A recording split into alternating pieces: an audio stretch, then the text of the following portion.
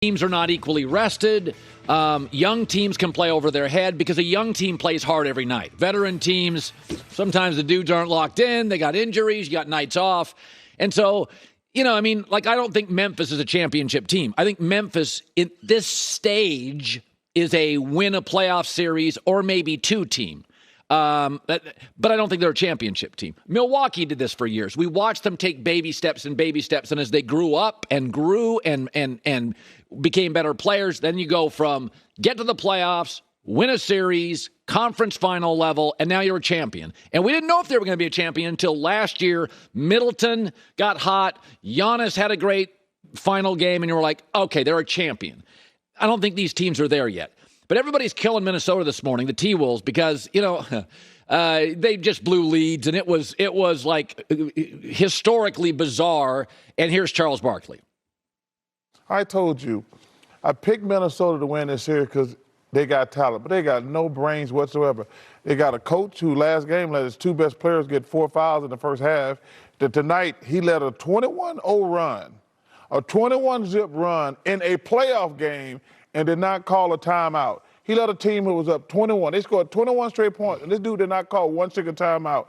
Like, man, it's just embarrassing. Like, if I'm A-Rod and those guys, like, no, man, this is unacceptable. That was ridiculous. So what's really happening is in the baby steps process of the NBA, Memphis is a year to a year and a half ahead of Minnesota. So Memphis is at a stage where they know who their number one guy is, and they can win when he doesn't play. Minnesota is transitioning to who their number one is. So let's talk about the T-Bulls for a second. I never do, so here you go. So years and years ago, they draft Andrew Wiggins. He's going to be our one. They figure out by year two, he's not the alpha. He's more of a 2 to a 3. He's probably a 3. He just doesn't have the killer instinct. The body can't put on weight. He's a 3. They get Karl Anthony Towns, too, and they think he's going to be a 1. And they found out he's too erratic, he's too emotional, he's a 2. So Karl Anthony Towns, you could win a championship if he's your 2. You could win a championship if Wiggins is a 3 or a 4. But they thought they were both 1s. No, Ant's a 1. Anthony Edwards is a 1. He's got Michael Jordan, Kobe-like killer instinct. He'll knock you out. Fearless, powerful, big man body. That's a 1. Now he's a kid, so he's kind of refining his game. But you're watching the T-Wolves transition to, we thought we had 1s. We got rid of Wiggins. We're going to move Karl Anthony Towns back, and now Ant's our 1. So by next year, Minnesota will be a team that will make the playoffs easily, and they'll win a playoff series, or maybe 2. So you're just watching this business, this basketball franchise. You're watching a transition in real time. They thought Wiggins was a 1. They thought Karl Anthony Towns was a 1, and they invested in him. And then you kind of find out very quickly with Wiggins, he's not. You find out more slowly with Cat, he's not. It's not a knock. You know how many true 1s there are in the world of basketball? 12, maybe 15. Embiid, Giannis, not a lot of. Devin Booker, many people feel, is a 2, and he's an all-star, and he's great. And so you're just watching the team transition. And during that transition process, for any business, any person, any team, it gets bumpy. You're not quite sure. So I'm not going to crush them. I think it just takes times with organizations. They thought Cat was a 1. They thought Wiggins was a 1. And now they got a 1. And by the way, when you get the real 1, you don't have to ask a lot of questions. Like you got John Morant. You figured out about 20 games in. That's a 1. That's a 1. You figured out Michael Jordan when he's, the true 1s, you don't have to ask a question about. You figured out really fast. And so they'll be fine. But Memphis is ahead of them by about a year and a half in the baby steps of the NBA. This stuff doesn't happen overnight. Even the Warriors. You're building, you draft, you develop.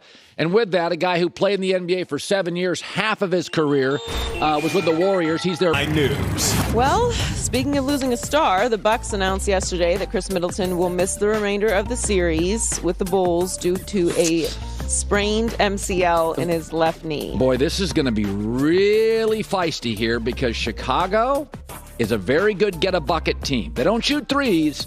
They're old school. They got a lot of guys that get a bucket. These are going to be tight games now. Well, yes, Now, I think that Milwaukee will still win, but this is a serious injury. So he's going to be reevaluated in 2 weeks. If the Bucks advance, this will provide a possible timeline for his return later in these playoffs. Over the past 2 seasons, the Bucks are 86-34 when Giannis, Middleton, and Drew Holiday are on the floor together, including the playoffs. He's been averaging 20 points, 5.4 rebounds, and 5.4 assists, shooting 37% from 3 this year.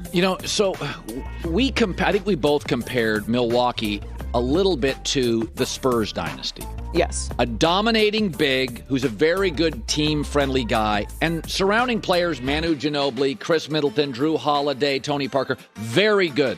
All-star-ish. Very good. But we don't put them in the Showtime Laker class or the Warrior class or the Shaq Kobe class or the MJ class. Even the Heatles. They're not an all-time dynasty, but there's something there. Remember, we don't talk about the Spurs dynasty almost at all. We talk about all these dynasties. And I think where they're similar is the reason San Antonio's dynasty worked, and Popovich would rest guys before everybody else did, and they were always healthy and rested for the playoffs. They needed all their gas, like all of it. And if you'd have taken Manu Ginobili out in some of those teams in the playoffs, it's not the same. Right. And there's not as much room for error. And I just think Milwaukee's a team that could do a dynasty. They could win 3 in 5 years.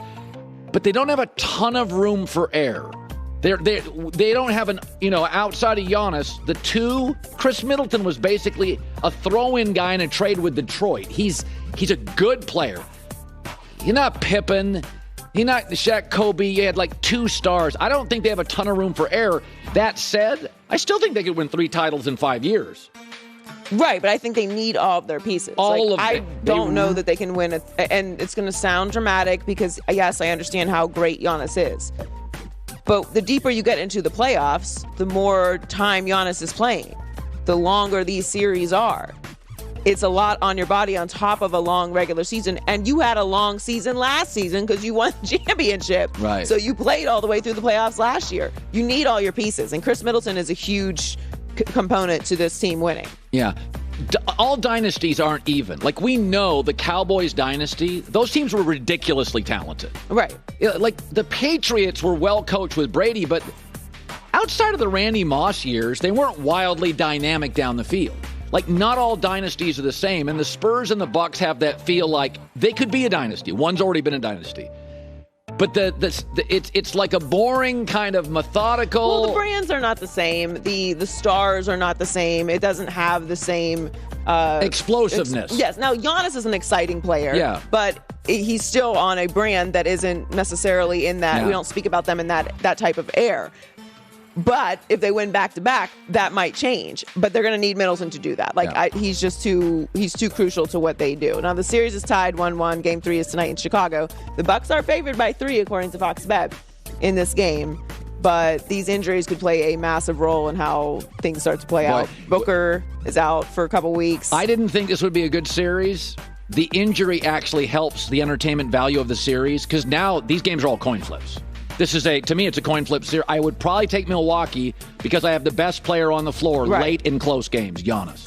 So after the Niners traded up to draft Trey Lance last year, it was assumed that Jimmy Garoppolo's time in San Francisco was done, but then he started 15 games and led the Niners to the playoffs. And there are still a lot of questions in everyone's minds about how this is all going to play out. And Jimmy G was recently asked about his experience last season dealing with all the uncertainty. His response was, "It was a strange year. I don't know if I wish that on anybody." This is really kind of the first time he's talked in any sort of negative light about it, though. Yeah. He was really great about it last year. He was very consistent. I thought he was a really good soldier considering the situation. Yeah. And went out there and played when they didn't put Trey in. So obviously he has injury issues, which I believe is the reason why Trey Lance is there at all, because Jimmy does win games. But you can't rely on him physically, and he underwent shoulder surgery this offseason. So they're still hanging on to him at the moment. He has $25 million this year. That's the tag that someone's going to have to pick up, obviously, if they get him. But I think there's a lot of components in play. I just think it's very curious that he's still there when there was so much movement. We always talk about great teams and bad teams. I think the Niners are the most interesting team in the league next year. I think they're really interesting. Let me just throw this out to you. What if there's doubts in the organizations with Trey Lance? There's doubts. Okay. And they're thinking to themselves, okay, how do we slow play this, get some picks back? And so if it doesn't work, like a Green Bay, we don't get tagged for it. It's not embarrassing. It's like we tried, it didn't work, but we kept getting to the playoffs. Like the Green Bay Jordan Love thing is like, ooh, that's embarrassing. No, it's a disaster. That's brutal. Brutal.